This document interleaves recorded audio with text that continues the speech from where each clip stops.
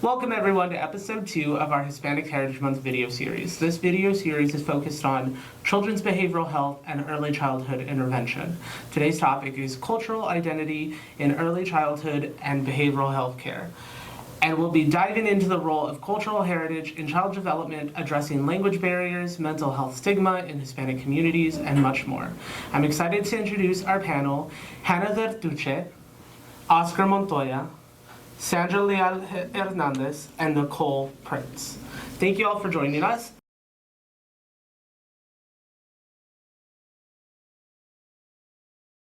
At least in this experience that I've had working in San Antonio and the lower Rio Grande Valley, cultural traditions and values, as far as in a child's development, can play a role in their perception. It can play a role in their education, in shaping their values, and it also plays a role behaviorally, how they respond to certain things, how they perceive certain actions of others, and can really just, at least in my opinion, be a pivotal part in their resources, their internal resources as well, and how they handle stress and different circumstances. So I don't know if anybody else has similar experiences with, working with kids or any different ideas. For us, it's definitely a lot extended families involved very much. You have the abuelas and the abuelos and everybody involved, so it helps shape the development of the child.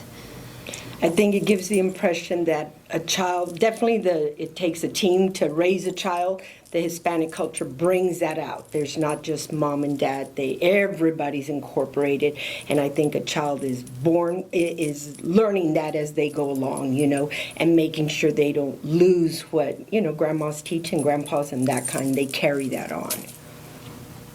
Right. I think the family system is especially important, and I've noticed that it helps us a lot to kind of account for in advance, making sure that we're involving the entire family, making sure we have authorizations for, whatever family members want to be involved, just so we can make sure that we have all those avenues to contact and advocate for the child as necessary.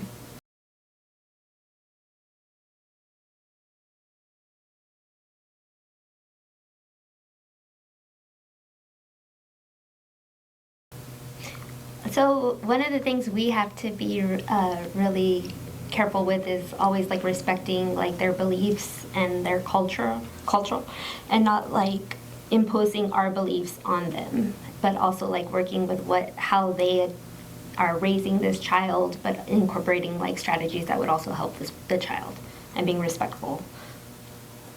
No, and that's very similar for us at Children's Behavioral Health. The different cultures that we come across all have not just different beliefs, but also different norms in the development and raising of the child, the expectations set, family dinners, when you're supposed to be home, bedtimes, they can all range based off of the culture that they grew up in, or even childcare, right? Childcare is a very different perspective. Some people have opinions on whether they're going to go to daycare or do you have grandparents. And so, I know in the Hispanic culture, having grandparents available to kind of take care of the kids was a big deal. So they come to the clinic. And that goes to Hannah's point from earlier, we have to make sure that whoever's going to be coming to provide support for that kid is authorized to do that, because it's such a pivotal part of their system. Yeah, I've noticed my staff have to kind of be able to be flexible in our curriculum, because I think it's standard information that applies to, it's kind of a jumping off point. So sometimes with different cultures and different values, we have to be flexible in understanding that our book and our curriculum isn't always going to apply to every single family. So it's helpful when staff kind of come with an open mind in serving those families. Definitely remembering we're the guest in the house, and I do think when it comes to grandparents, sometimes there's that block where having them understand, okay, we need mom and dad to be okay. They have to still make that decision first, because I think in the structure of sometimes with Hispanics, it's oh no, grandma and grandpa or grandma will decide, and having them understand, okay, we have to take a step back, is mom in the room, is mom here, that kind of stuff. We get all the consents, but making sure grandma knows we still need mom to be the one to give us the okay. And I think sometimes that can be our barrier for us, for ECI.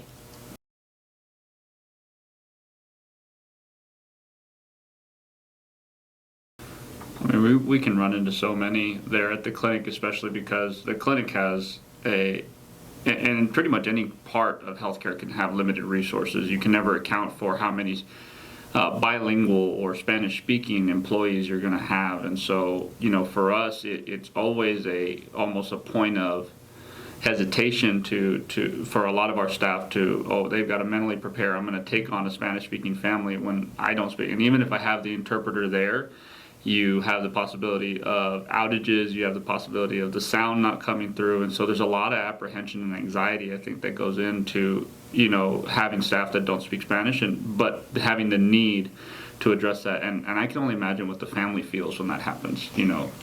But I think translation for us, that's usually a barrier.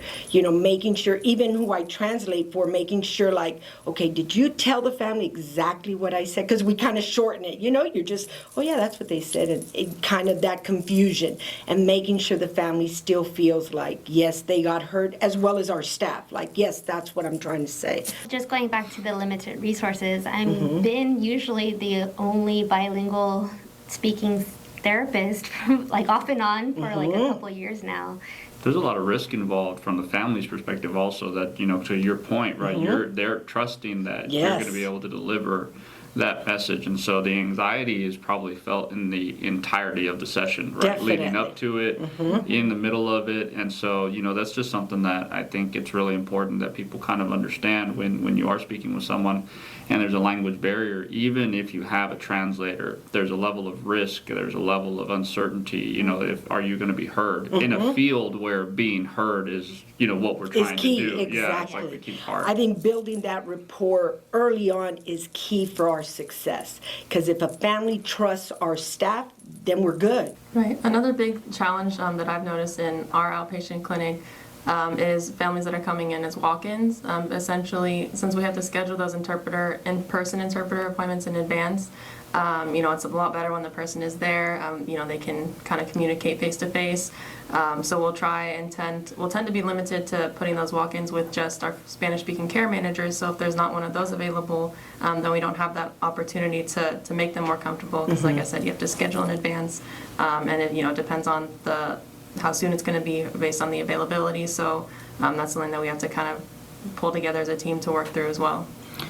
And for the kids too, a lot of our kids that we're seeing, their legally authorized representative might be completely Spanish speaking, but they now have earned the responsibility of trying to speak, but also they're having to go back and forth with us and the parent, and so there's just a lot when language there's so many ways it can become a barrier, but like you said earlier, if you can kind of set the tone on developing trust and that they can have better outcomes more often than not.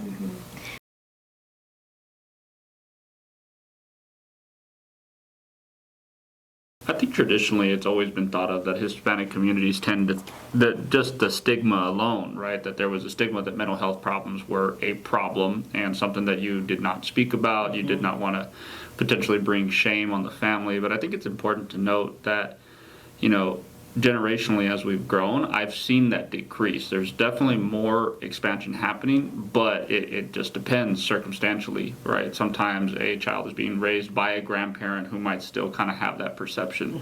And so that's where we really have to put the work in the family systems, and really, our family partner services are so vital to helping the parent or the grandparent or the aunt understand that it doesn't have to be stigmatized so much anymore. But I do think we've made some efforts in this as a community as a whole, but it's definitely still there. I agree. Yeah. Making that shift has been slow, but yes, in the Hispanic, you kept it in closed doors, and we didn't share that.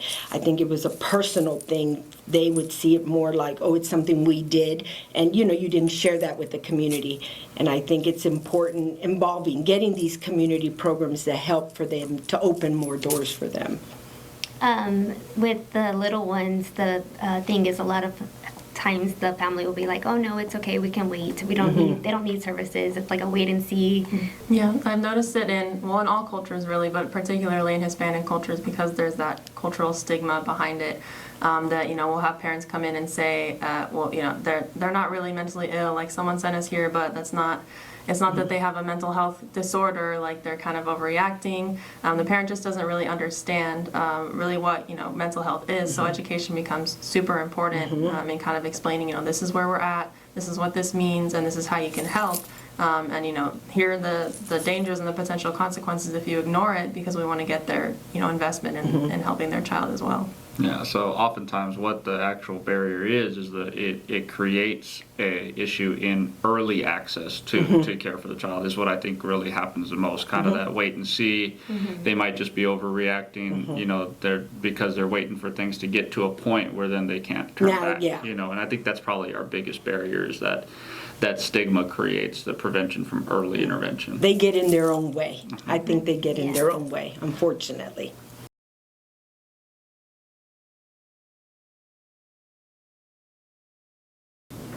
For us, we are early on.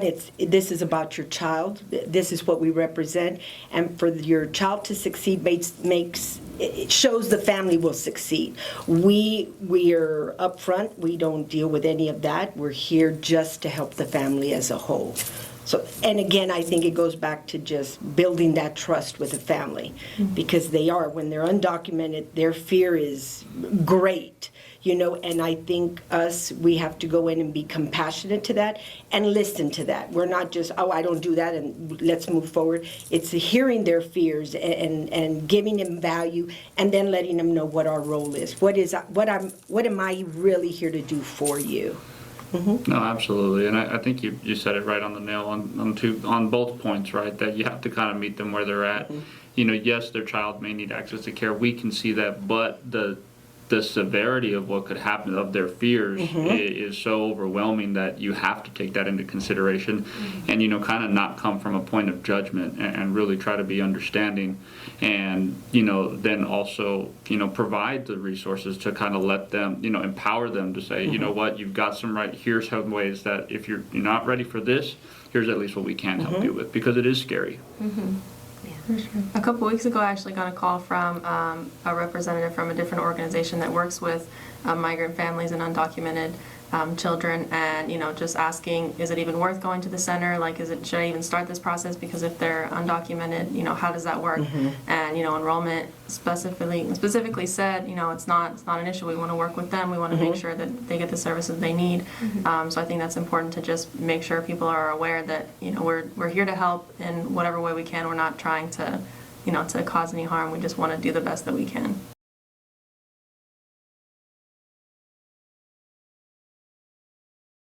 I grew up in a Hispanic home.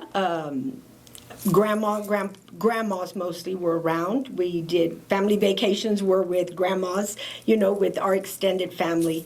Mental health, I wasn't exposed a lot to it, and not that I don't think it was in our family. I think the stigma, of course, we did have, we'd go visit extended family members where there may be someone who's struggling, and we didn't associate. It was very much hidden. And even, we were a child back then, of course, but we saw that, and you thought nothing of it. It was just, okay, they don't go out, they don't share in our vacations, those kind of things.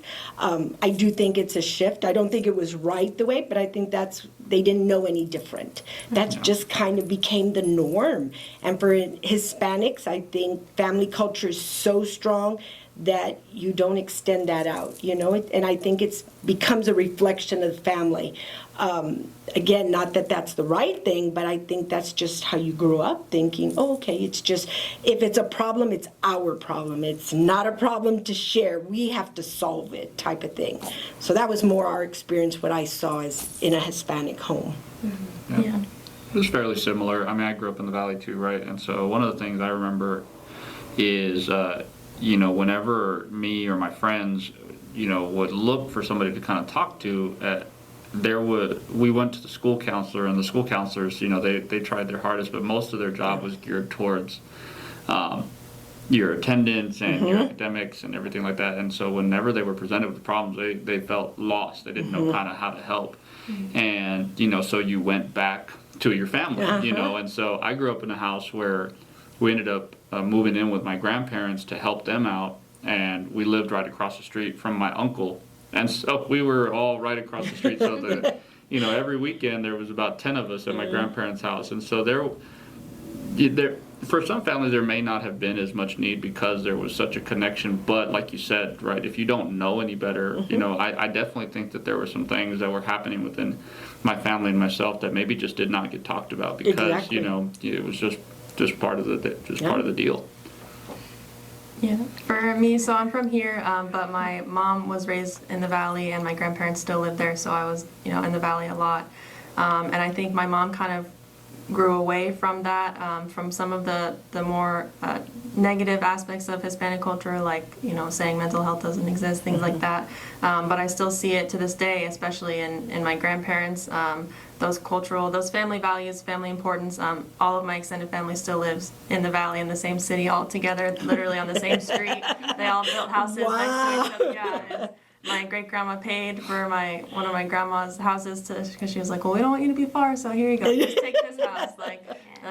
So my family's all still very connected in that way. But I noticed for sure when I would, be at my grandparents' house going to visit them, that it's just kind of a different environment. When things happen, you're not really supposed to have emotions about them. You don't really talk about your feelings. If someone does have feelings, even today, like if I were to go visit my grandparents and my grandpa got emotional, my grandma would probably laugh at him and say, well, stop it, like you're gonna be okay. Like we talked about before, those are just kind of things that is a generational thing. It's not really something that they're probably gonna outgrow. Exactly. But you just have to deal with it the best way that you can and try and explain, well, this is how I think and how I feel, and I do think that this is important and that this is something worth talking about. Yeah, I've seen that for sure in my family. Yeah. I grew up in the Valley. I was always around with my friends in the Hispanic homes and very much included. But I did notice a difference in the school district because I used to be a teacher in special education in the schools, and just the change from even when I went to school to now there's a lot. Before it was isolated, separate. Children with disabilities were not in the same classroom as children that did not have disabilities. So now there's a lot more inclusion going on. My niece, she's autistic, she's 6, and my sister-in-law is Hispanic, and her family had a hard time accepting or understanding, why she, did the things that she did, or why she was different, or so it was a lot of education and about that, because it's more she'll grow out of it kind of thing.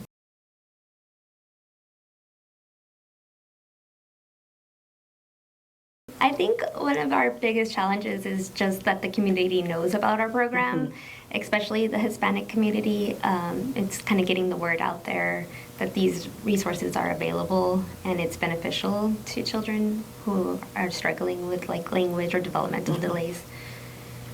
Making sure family understands we're not there to fix your child, we're there to work with you to get your child where they need to be. I think for ECI, it's we've grown. So before ECI was, you had the picture of a baby, and that's what we're about. Now it's a picture of the family, whatever that looks like, whether it's mom, dad, grandmas, single parents, even in a foster home, whatever it is, we want that child to thrive.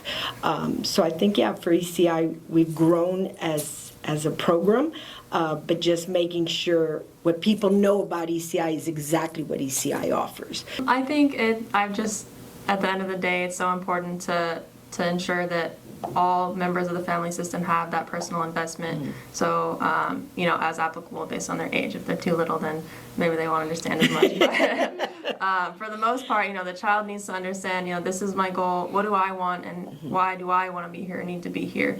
Or just trying to help them reach that point. And then the parent as well, right? What's my role? Why do I want this to happen? What do I want to see? And then that helps them get invested in, what changes do I need to make to do it? No, I think everybody's pretty much spot on.